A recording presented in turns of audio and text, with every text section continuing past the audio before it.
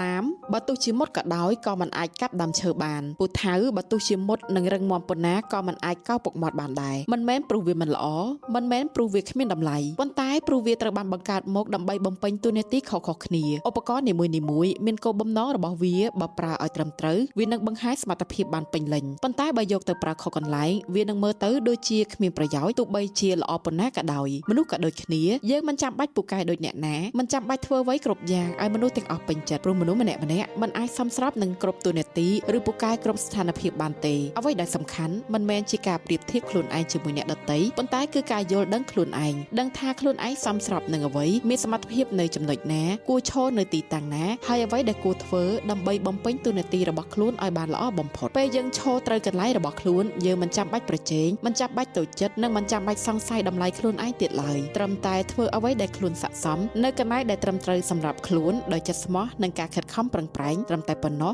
យើងក៏មានតម្លៃក្នុងរបៀបរបស់យើងរួចទៅហើយ